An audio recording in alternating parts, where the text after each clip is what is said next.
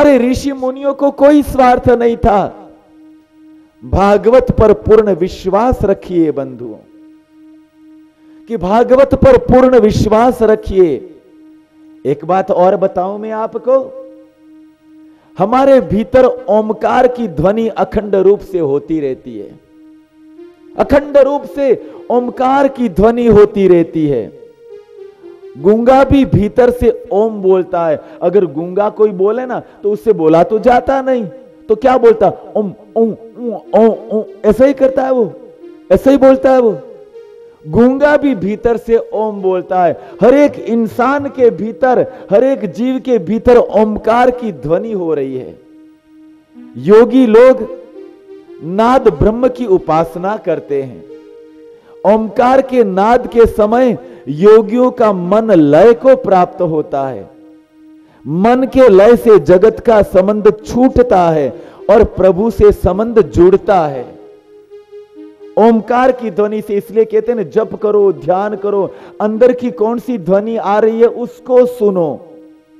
एक बात बताऊं, संगीत के मधुर नाद को सुन करके नाग भूल जाता है कि मेरे कंठ में विष है।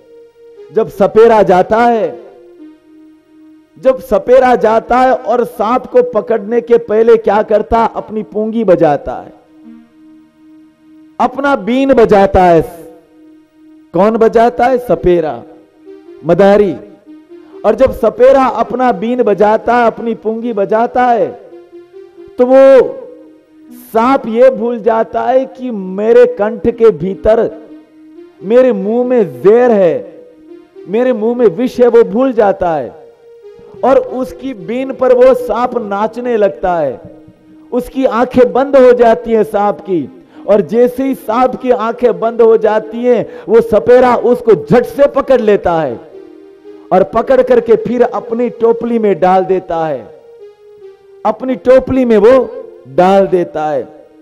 संगीत का दीवाना है वो सांप भी, लेकिन उस मधुर आवाज को, उस मधुर नाद को सुन करके नाद भी पकड़ा जाता है। ब्रह्म की उपासना जगत को भूलने के लिए की गई है।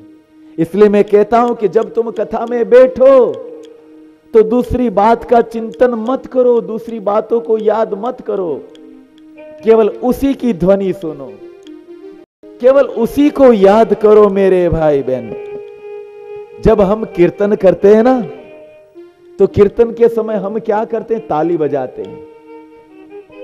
कीर्तन के समय हम ताली बजाते हैं। ताली क्यों बजाते हैं? कि ताली बजाते बजाते हम अपने आप को भूल जाएं कि मैं फलाना हूं, मैं अमुक हूं। केवल ध्यान एक हो जाता है, परमात्मा में लय हो जाता है मन, परमात्मा में चला जाता है मन, एक ध्यान हो जाता है ईश्वर का। ये ताली क्या है? ताली भी ब्रह्म के लिए नाद है, ब्रह्म को याद करने के लिए एक आवाज है। देखो, तुमको एक बात और बताता हूं कि तुम पूजा करते हो, तो पूजा के समय में क्या करते हो? तुम घंटड़ी बजाते हो। कि पूजा के समय तुम घंटड़ी बजाते हो, घंटी बजाते हो। अब घंटी क्यों बजाते हो?